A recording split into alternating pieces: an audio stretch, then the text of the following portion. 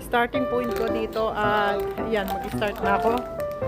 Exactly 10 o'clock in the morning. And ayan, ang dami palang nag-ano rito. Nag-hike dito kahit na weekdays. So this is the starting point of Muson Temple. Basta yun yung ito yung first na daanan na makikita mo yung way papuntang Jung Moriche. So yun yung Jung Moriche, yung way papuntang main peak ng Mudongsan. meron nga rito pakaliwa at pakanan. So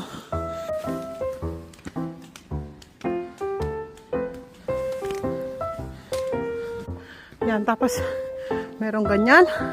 Dito ang pasok. Ito na yung pinaka-starting ng Gubat Trail. Mga kasabayan kong mag-hiking. Hakseng.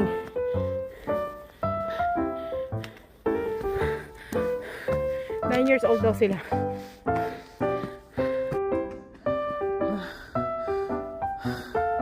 Ang gagaling ng mga batang ito.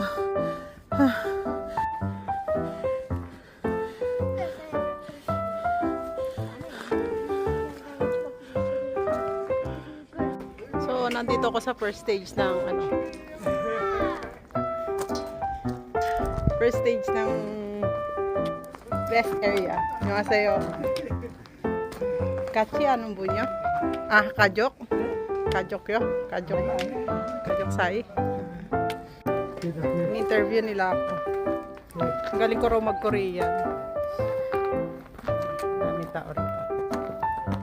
Sama daw siya sa picture ko. Mabait niya, kinuhanan ako ng picture.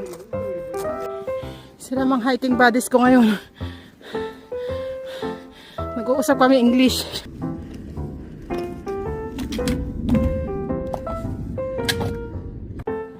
Nakarating na ako dito sa Jung Moriche. Ay, naka 2 kilometers na ako. And mag 11 o'clock na. Ayan na naman ako hiking buddies. Today 왔어.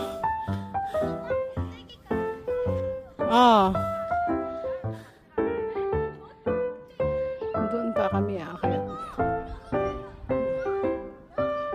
doon another 2.8 km.